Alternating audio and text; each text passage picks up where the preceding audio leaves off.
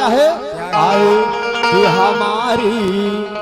कि हमारी भी जरा सुन लो, अरे वो बांसुरी वाले हमारी भी जरा सुन लो, अरे वो बांसुरी वाले हमारी भी जरा सुन लो, अरे वो बांसुरी वाले हमारी भी जरा सुन लो, अरे वो बांसुरी वाले हमारी भी जरा सुन लो, अरे वो बांसुरी वाले। भैया लगाए आस बैठा हूँ, अरे वो बांसुरी वाले लगाए आस बैठा हूँ, अरे वो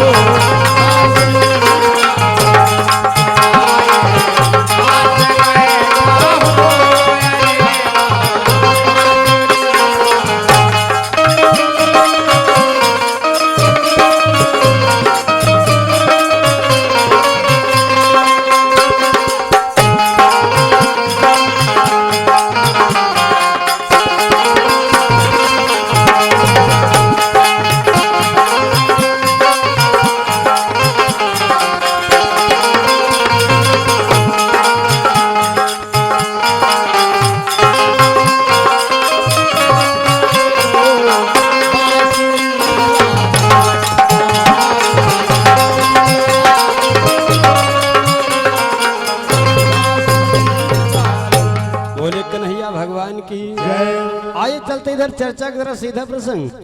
अब कहा गया है, अभी देखिए हमारे सहयोगी भैया जी का प्रसंग लगा है कि पूतना को भगवान श्याम सुंदर कन्हैया जिस समय पूतना ने गोदी में लेकर के कृष्ण को बाहर निकलते तो हमारे भैया जी बताया कि वन में पहुंच गए तो कृष्ण यानी उसका गला दबा रहे हैं और गला दबा करके मार रहे हैं, यानी मार दिया भगवान श्याम सुंदर कन्हैया। और कहा वहां पर एक संत बैठे हैं, आखिर वो संत यानी समाधि में लीन है, वो संत कौन है? आइए प्रयास देखिए, जिस समय भगवान श्याम सुंदर कन्हैया को लेकर के पूतना आती है तो लेकर के धीरे धीरे यानी कंस की वाटिका में पहुंच जाती है, कंस की वाटिका में पहुंच जाती है। और जब पहुंच जाती है, जब उस समय भगवान कन्हैया मार रहे होते हैं गला दबा करके, तो वहां पर बाबा विदुर थे।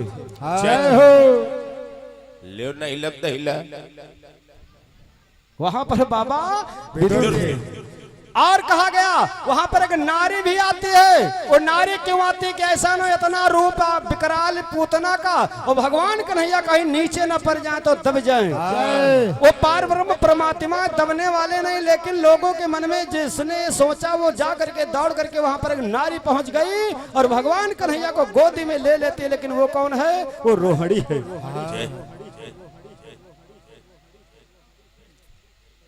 अब तबीयत कैसी है? वो रोहिणी है। तो आइए कहना है हमारी तरफ से हेलो आए मोरे रामा हो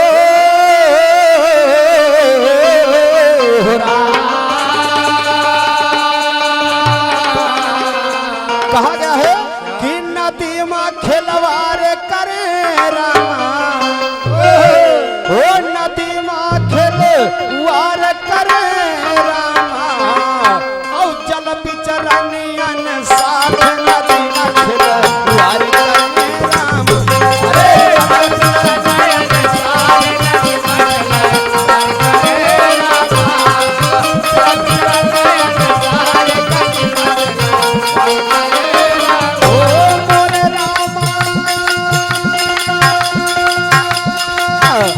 नदी में खिलवाड़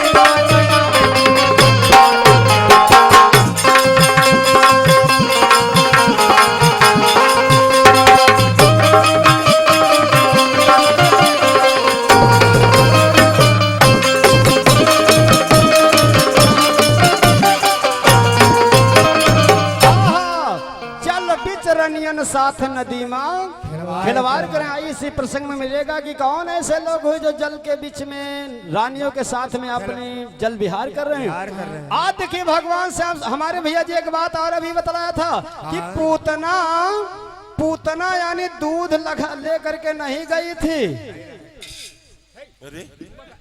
यहाँ बाकिन बचा है। पूतना हमारे भैया जी ने कहा कि यानी दूध लेकर के नहीं गई थी। लेकिन ध्यान दे श्रोतागण, पूतना के स्तनों में दूध था और स्तनों के ऊपर जहर लगा करके गई थी। इसका प्रमाण है। और जब जहर लगा करके गई कि भगवान कृष्ण को यानी दूध पिलाने के बहाने जहर को मैं पिला दूंगी तो कृष्ण मर जाएगा। निपुल ले नहीं लब दहिला। अच्छा इनकी रामायण में देखा निपुल लेके गए है। निपुल नहीं दूध लगा पोतना नहीं गहरा है, निपुल लगा के है निपुल। वाह भाई वाह। देखिए कहा गया है, इसका मैं सिद्ध कर रहा हूं इस बात को। किस कैसे कवि ने लिखा है मास्टर, कहा कि रतन माला बल की सुता और रूप बामन का निहारी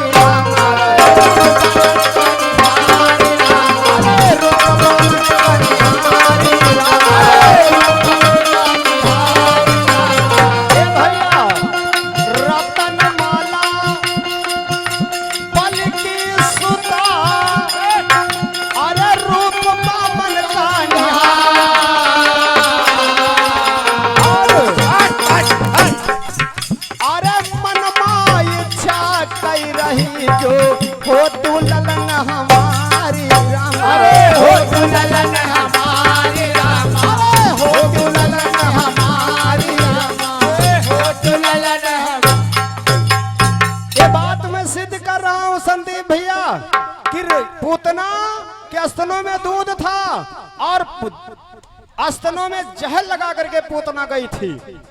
ये बात मैं सिद्ध कर रहा हूं कि ये जो पूतना थी पूर्व जन्म में राजा बलि की लड़की थी। इसका नाम था रतनमाला।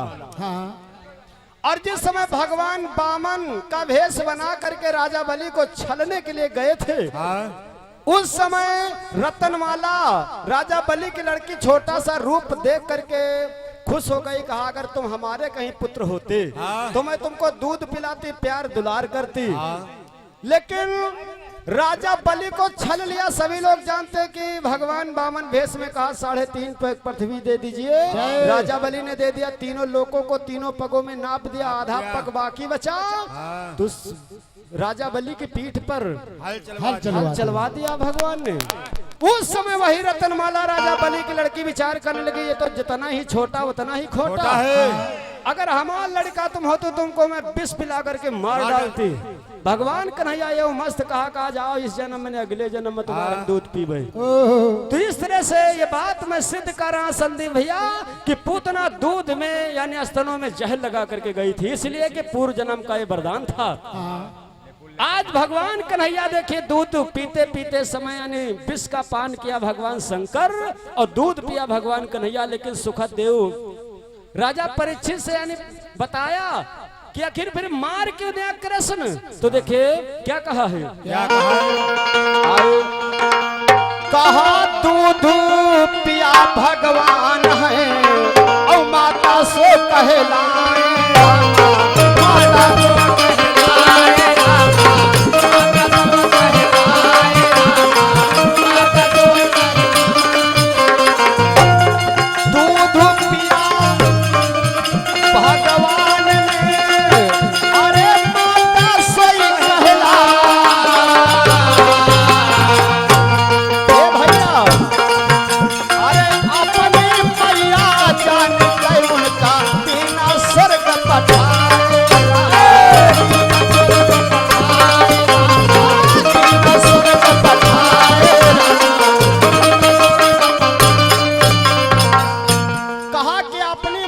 समझ करके भगवान कन्हैया उसको सोचा कि राक्षसी योनि से उद्धार कर दिया जाए। इस कारण से भगवान कन्हैया दूध पिया, उसकी माँ हो गई माता समझ करके पूतना का उद्धार कर दिया। निपुल लइकन के रहे इस तरह से बताया गया पूतना अस्त्रों में जहर लगा करके गई थी। देखिए मैं बात वही बताऊंगा जो अपने पास मजबूती होगी।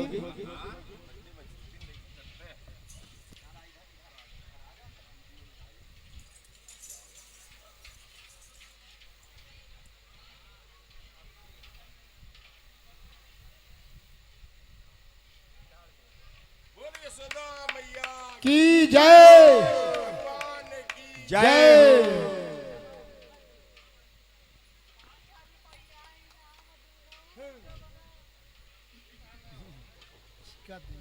और देखिए भाई हमारे परम सम्मानित हमारे दादाजी जो घर मालिक हैं, दादाजी के द्वारा हम बच्चों को एक प्रकार से हौसला बढ़ाते हुए ये पुष्पों का हार और साथ में बहुत सा उपहार प्रदान हुआ है।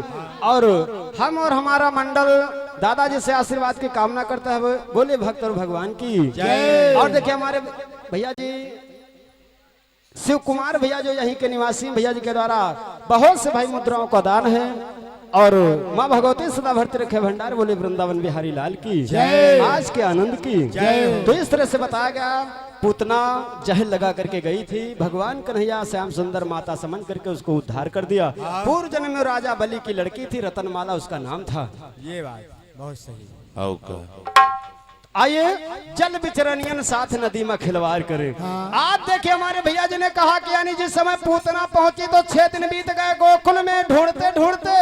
और मैं बता रहा हूं कि जिस समय भगवान कन्हैया की छठी मनाई जा रही थी, छठे दिन उसी दिन जाकर के पूतना भगवान कन्हैया का वध करने का प्रयास किया। जय हो। छठी के दिन खाली 6 दिन बाद इधर भगवान कृष्ण के पुत्र प्रधुमन का यानी जब हरण हुआ था तो छठी के दिन हुआ, और पूतना का वध हुआ तो छठी को हुआ। बहुत सही। हाँ। यही है। आओ का निपुल वाला वाला हैं? आइए कहना है। हमने पूछा था कि यानी गेट से 2 सांड निकल पड़े, आखिर सांड कौन है? लेकिन कवि ने लिखा है कि सोरा सती का सुमिरे अरे चोरी कर बिनय सुनाई, और नैया सागर के महिमा तुझे पार लगा, माँ तुझे पार लगा। तो कठवारे की चंद्रिका मैया कि हम कायास आवाज सभा लाज बजाए,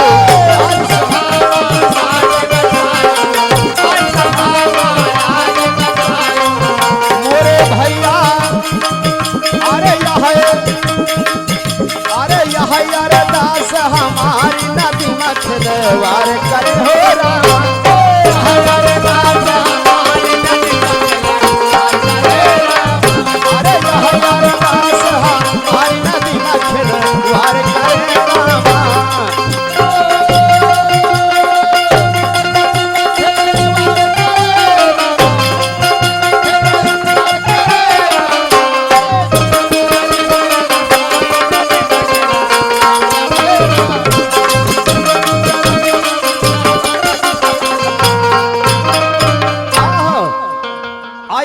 हमने पूछा था कि गेट से 2 सांड प्रकट हो गए, आखिर सांड कौन है? तो हमारे भैया जी ने यूं कुछ नहीं बताया, यूं कहे नहीं यह बात तब कया ही कि जब यानी पोतना कृष्ण को लेकर के आती है बाहर, तब यानी सांड आ गए। चलो हम तुम्हारी बात मान रहे हैं, लेकिन मैं पूछ रहा कि सांड कौन है? आखिर वो महल के अंदर तो सांड थे नहीं, आखिर वो माया रूपी सांड है। सांड दोनों कौन थे? लेकिन या दांव बचावे वाली बात है। चलो कोनो बात नहीं, अच्छी बात है भाई। छोड़ो मुट्ठा माटी रो। आइए कहना है क्या कि शिव शंकर भगवान सहित गोकुल आए, ए भैया धरे अद्भुत रूप बचन है ऐसे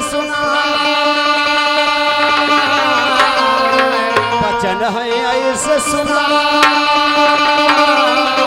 तो लइके थाल यशोमती मैया कहीं डिग गया लइके थाल यशोमती मैया और कहीं डिग गया कहा लइके भिक्षा जाऊ भवन का लइके भिक्षा जाऊ भवन का लइके भिक्षा जाऊ भवन का।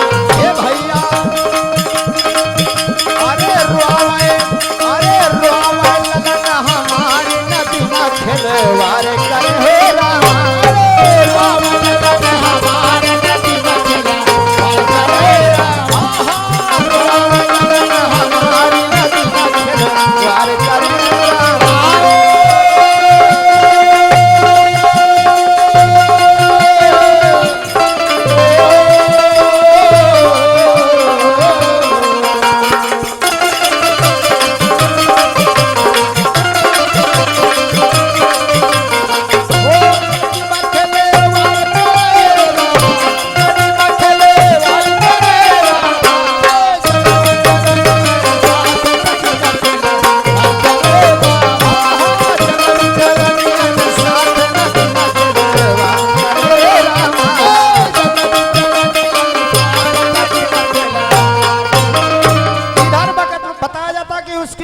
पूतना जब बद हो गया हाँ इधर यानी नंद बाबा आदि गोप मिल करके उस पूतना के यानी बताया जाता कि यानी अंतिम संस्कार किया जो अंग अंग काट करके उसको अंतिम संस्कार किया गया। अच्छा इधर उसके बाद में भगवान शंकर आते हैं दर्शन करने के योगी का वेश बना करके अलग यशोदा माता के द्वार पर जगा दिया। यशोदा माता थाल लेकर के मोतियों की निकली कहा बाबा भिक्षा लेकर के वतन को चले जाओ लेकिन बाबा कहने लगे जान न पाए कि शंकर जी हैं। योगी बाबा कहने लगे तुम्हारे मैं लल्ला के दर्शन करने के लिए आया हूँ। यशोदा माता सोचने लगी ऐसे ऐसे लोग आवते हैं इनका बड़े बड़े दाढ़ी मोछे जटा रखाए हैं और कहूँ इनका देख लिया मान नानसरा कन्हैया डरा जाए कहो अब पोतना इतना सुघर रूप में आए रहे तो याद सब हो तो यशोदा सोचे लगी कि अब हम दर्शन वर्शन कुछ न करे दे कहा मोतियों की थाल लेकर के कहा बाबा वापस चले जाओ। बाबा वहीं पर समाधि लगा दिया बैठ गए और जब बैठ गए तो देखिए भगवान कन्हैया समझ गए कि शंकर जी दर्शन करने के लिए आए। तो भगवान कृष्ण अंदर रोना शुरू कर दिया रोते रोते इतना रोने लगे कि कवि को लिखना पड़ा। कहा है आए आए कवि ने लिखा है मैया यशोदा के रे भवनमा कि मैया यशोदा के रे भवनमा हो जन्मे सुघरी ललनवा मैया यशोदा के रे भवनमा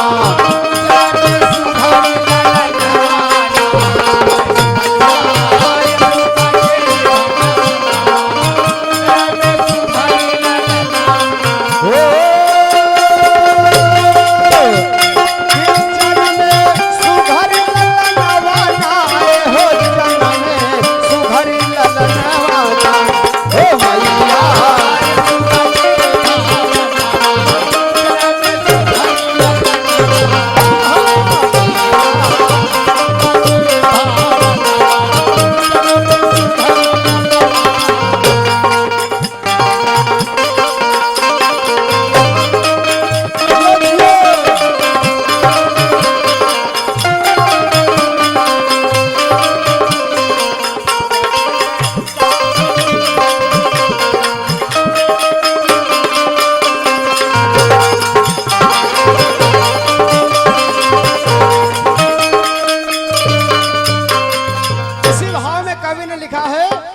लाखों वैद जतन करिहारे ए भैया जंतर मंतर दारे हो रामा जंतर मंतर हो रामा जंतर मंतर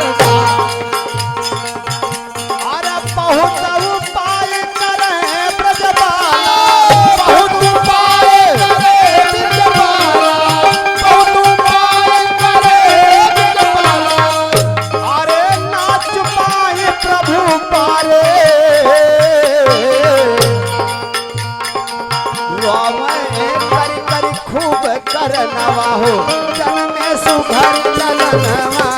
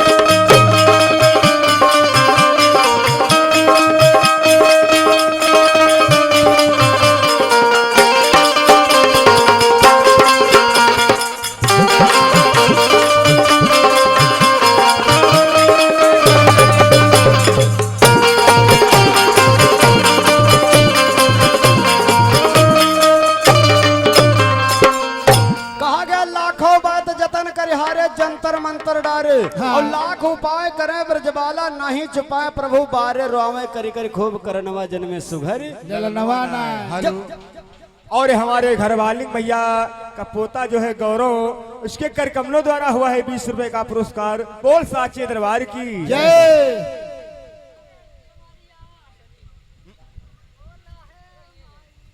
और देखिए हमारे सन्नी भैया जी के द्वारा बहुत सी मुद्राओं का दान है। स्वागत वंदन अभिनंदन है, बोले सच्चे दरबार की जय। जब प्रभु यानी कन्हैया नहीं छुपा रहे, लाखों बाद लोग जतन करके हार गए, तो एक ब्रजबाला कहने लगी कि जा करके जो द्वार पर योगी बैठा उसको जा करके आप दिखा दीजिए, कोई जंतर मंत्र हो सके, मतलब टोना लगवा हो। तो आज गोदी में ले करके मैया सोदा भगवान शंकर के पास में लाती, लेकिन जान न पाए शंकर जी हैं। तो जिस समय भगवान कृष्ण और शंकर जी के नेत्र एक हुए तो एक लड़की पैदा हो गई, और जब दर्शन हो गए तो उसके बाद में एक वस्त्र यानी भगवान शंकर ने भगवान कन्हैया को उपहार में दिया। और देखिए ज्यादा कुछ छुपाने की बात नहीं, वो कुछ और नहीं था, वो बंसी थी। एक रामायण बता रही भगवान भोलेनाथ यानी भगवान कृष्ण को बंसी दिया उपहार में। और फिर देखिए दूसरे नंबर पर कंस विचार करने लगा। क्या विचार करता है? क्या इतना विकराल का रूप, अरे पोतना गोकुल आई, भैया वह नंद का लाल दीन है स्वर्ग पठार। औ कंसा सोच अपने मन मन हित करे, कंसा सोच अपने मन मन हित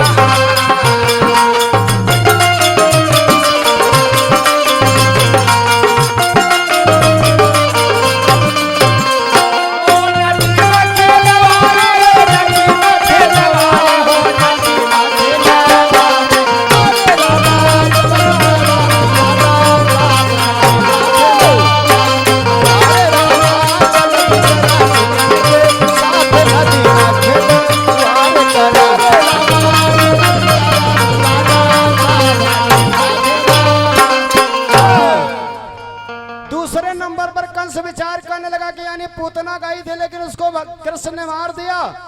तो त्रणावर्त के नाम का असुर था, उस असुर को रंजीत भैया सोचा लगा हमारे पास अब एक कोई बाण तो है नहीं, न जानी कत्ते बाण धरे एक से एक मसाला वाले सब।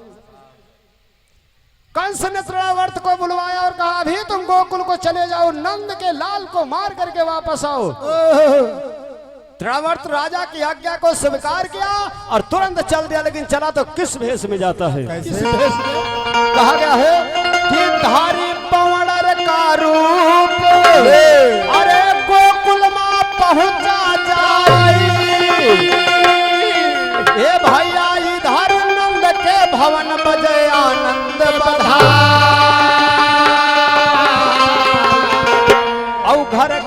सखिया मंगल गावे असुर बरसावती फूल मोरे राम। घर घर सखिया मंगल गावे असुर बरसावती फूल मोरे राम। घर घर सखिया मंगल गावे असुर बरसावती फूल मोरे राम।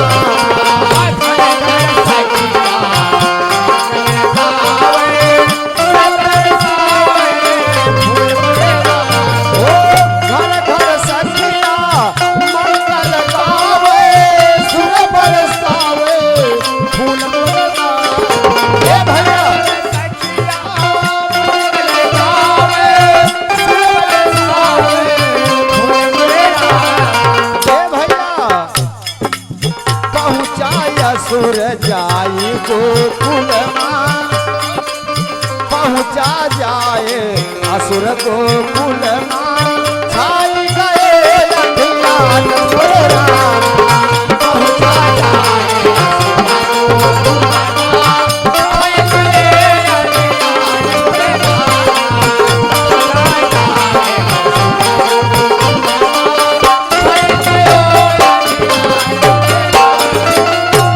से भगवान कन्हैया को सखिया लोग पलने में झुला रही थी। लेकिन तृणावर्त नाम का असुर जिस समय गोकुल को पहुंचता है उस समय यानी बावड़र के भेष में आंधी जैसे आ गई, यानी गोकुल में बिल्कुल अंधेरा छा गया। और जब अंधेरा छा जाता इतना तेजी से बावड़र बन करके पहुंचा असुर कि भगवान कन्हैया को पलने से उठा लिया अपनी हवा की बेग में। और जब उठा लिया और आकाश मार्ग में उड़ गया, और जब उड़ जाता तो भगवान श्याम सुंदर कन्हैया विचार करने लगे कि अब कुछ करना होगा। इधर माता यशोदा गोपिया कोई जान न पाया कि पलने में कृष्ण है या नहीं है, इसलिए कि अंधकार छा गया। बावड़र के भेष में असुर गया था, हवा की बेग से उठा करके नभ मंडल में जाता। तो कवि ने लिखा है क्या आए कि गोकुल नगरी और गोकुल नगरी श्याम, अरे गोकुल नगरी हो गोकुल नगरी राक्षस का मार, गोकुल नगरी श्याम राक्षस गोकुल नगरी हो श्याम राक्षस का मारे।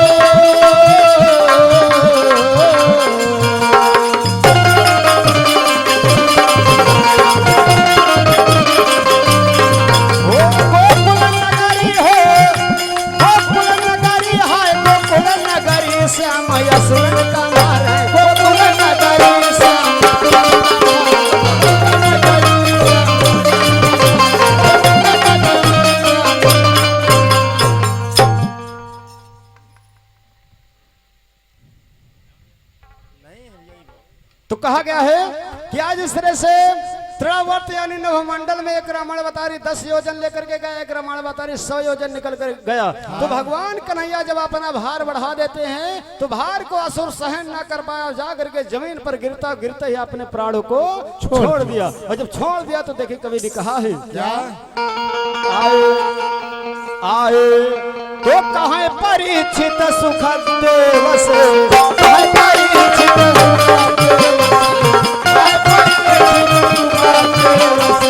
भैया अरे काहे मारे, अरे काहे मारे गोकुल नगरी श्याम यशवंत का मारे, गोकुल नगरी हो श्याम यशवंत का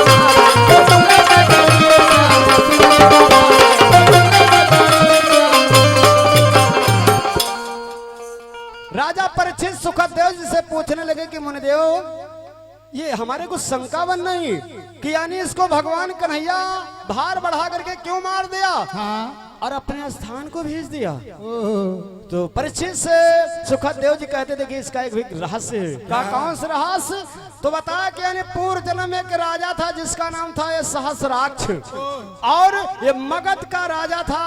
मगध नरेश सहस्राक्ष था, लेकिन इसके 1000 रानी थी। जो राक्षस हुआ इस द्वापर में, इसके 1000 रानी थी। तो राजा परीक्षित कहने लगे मुनिदेव आखिर फिर ये असुर कैसे हो गया? तो देखिए कहा है क्या आयो कहा एक दिवस सबल रनियन का, एक दिवस सबल एक दिवस सबल रनियन का, ए भैया अरे चाय नर्मदा, अरे चाय नर्मदा से गुजरी समय सुरन का मार गोकुल नगरी श्याम गोकुल नगरी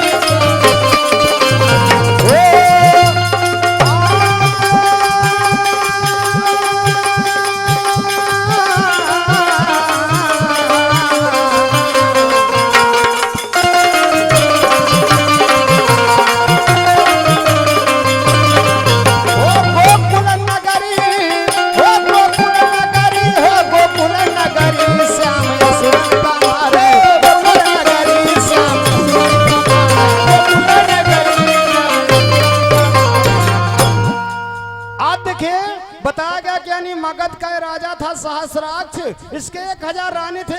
एक दिन रानियों ने जिद कर दिया कि स्वामी जब से आपके वहां में आई इसी महल में रहते रहते जीव उब गया, कहीं चलो वन विहार किया जाए। तो राजा सहस्राक्ष अपनी 1000 रानी लेकर के वन विहार के लिए जाता है, लेकिन वहां पर एक नर्मदा नाम की नदी थी। तो नदी को देख करके रानी जिद करने लगी कि स्वामी चलो इसमें स्नान कर लिया जाए। तो आज राजा सहस्राक्ष 1000 रानियों के साथ में जल विहार कर रहा, लेकिन उसी समय में घटना घटती है। क्या घटना घटी?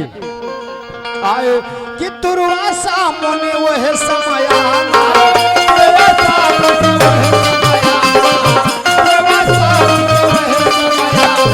ए भैया अरे उसी रास्ता, अरे उसी रास्ता से गुजरी श्याम सुरन का मारे गोकुल नगरी श्याम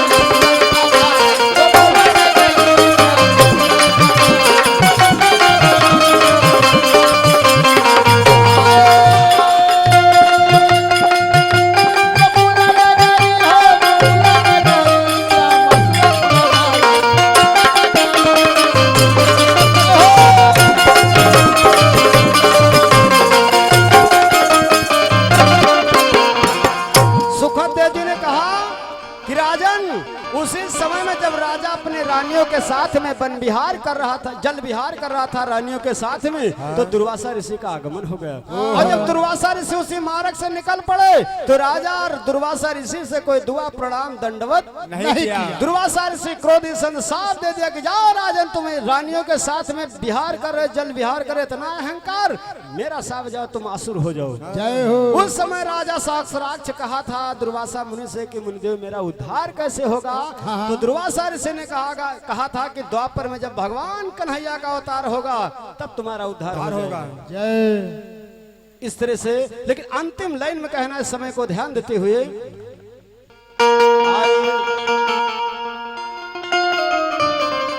आए कहा परीक्षित भूप, अरे एक मन शंका आवा, ए भैया तीसर कहा जन्म जाए के असुर है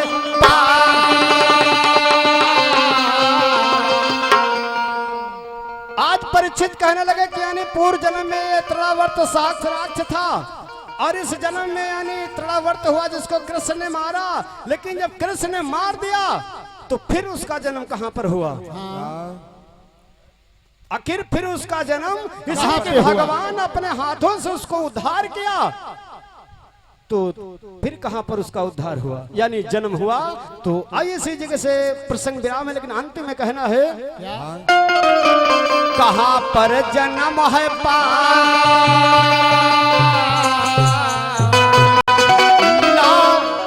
नाना प्रकार के रामायण बता रहे कि भगवान कृष्ण जिसको मारते तो आदिलो यानी गोलोक को चला जाता था, आदि कृष्ण में लीन होकर के निवास करता था। लेकिन मैं बता रहा हूं कि तृणावर्त का यानी दोबारा जन्म फिर हुआ, लेकिन कहा गया है लालचिया तो पिराहिन पुरवा ओ में भी लिखे हम हो रही तिलो खरिहा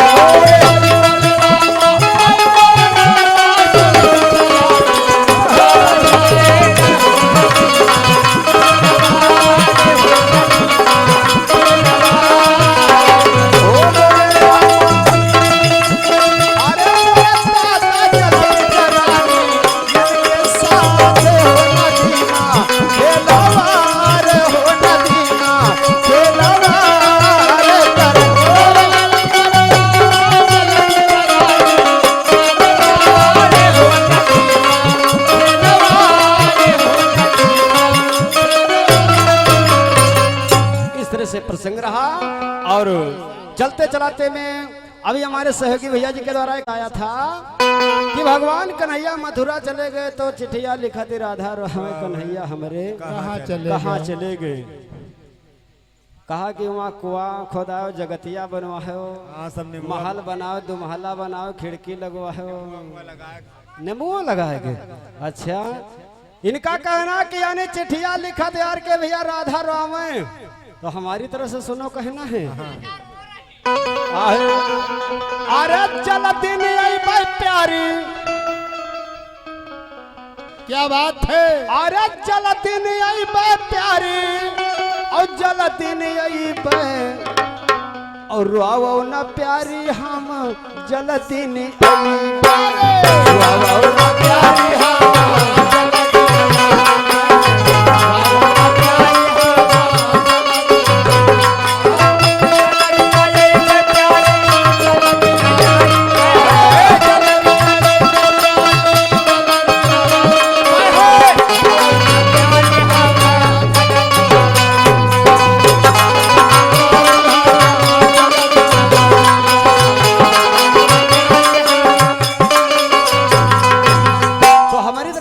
ज्यादा न रो, चिट्ठी उट्ठी ना लिखो, हम जल्दी में आ जावे। क्या बात है।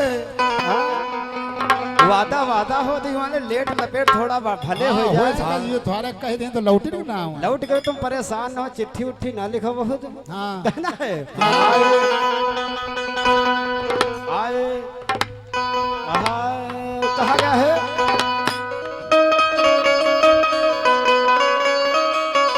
आए। अरे सावन नाई भादो नाई सावन नाई भादो सावन नाई भादो। लेकिन जौन तुम्हारे मेन काम है उमाम जरूर आ जीवे। कुआर मायाई बे तुम का करव पूजई बे रुआवो ना प्यारी हम चलती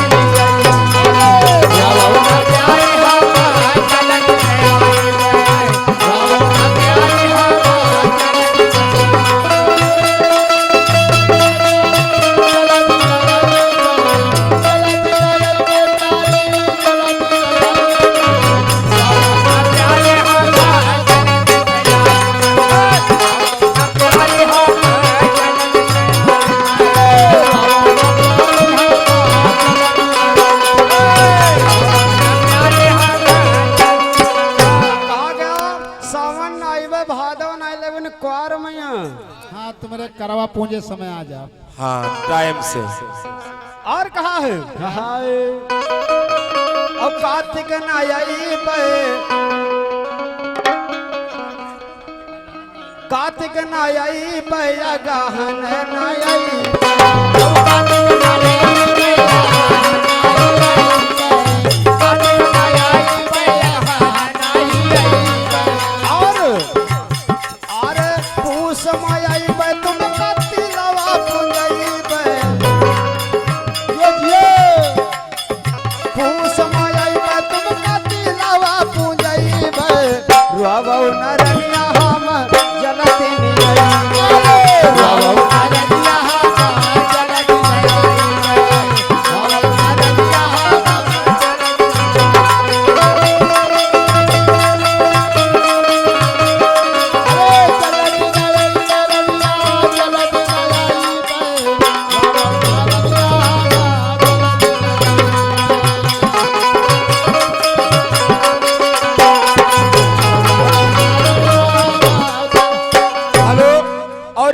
गुड्डू भैया जो आप लालपुर के निवासी हैं, मानपुर के निवासी हैं, तो भैया जी के कार्यक्रमों द्वारा हुआ है 101 रुपए का पुरस्कार।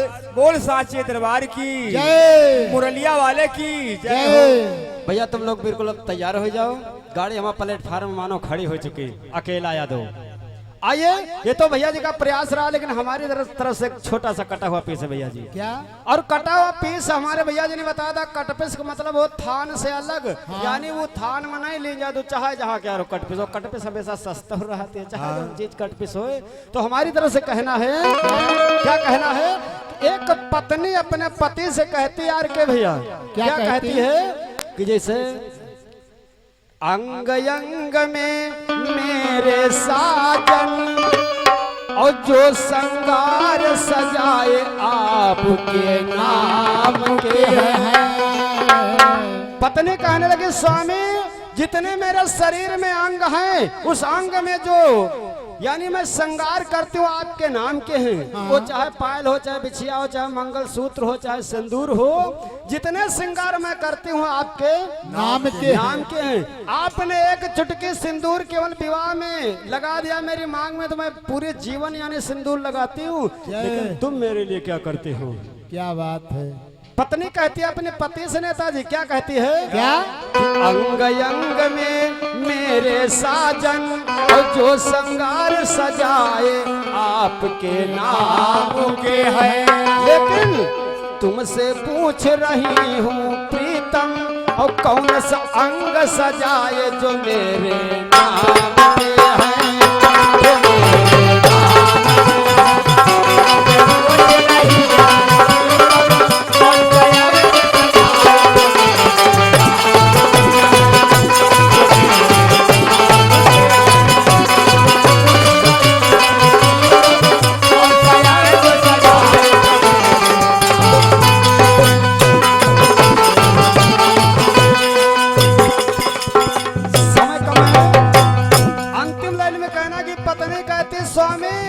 आखिर हम इतने श्रृंगार तुम्हारे लिए करती हूँ और तुम हमारे लिए कौन सा श्रृंगार करते हो? जय हो। आखिर कौन श्रृंगार करते हो तुम हमारे लिए? और देखो पत्नी कहती है, बिल्कुल लास्ट में कहना, अंतिम लाइन में कहा है कि तीजे कजरिया करवा बरत रहूंगे निराहार है,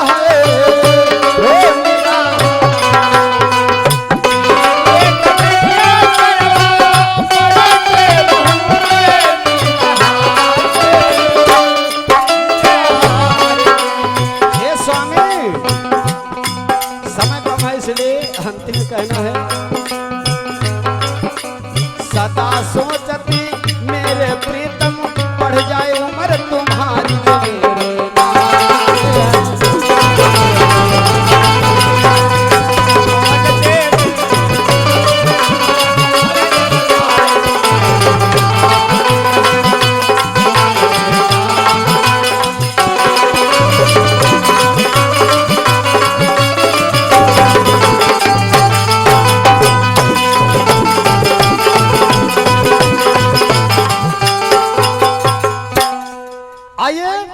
पत्नी कहती है स्वामी तुम्हारे लिए मैं करवा चौथ निराहार निर्जला व्रत रह करके तुम्हारी उम्र बढ़ाने के लिए व्रत करती हूँ, तुम हमारे लिए कौन सा ऐसा व्रत रखते हो? मैं बड़े बूढ़ों के बुजुर्गों के जाकर के जब पैरों को स्पर्श करती हूँ तो वरदान देते यानी आशीर्वाद देते कि सौभाग्यवती उन्हों का तुम्हारे यानी उम्र बढ़ जाए। हमारे लिए क्या होता है, हमारे लिए क्या करते हो? लेकिन आइए समय का समापन ज्यादा हो रहा तो इसके लिए खेद है। बोले भक्तों भगवान की जय, आनंद की जय।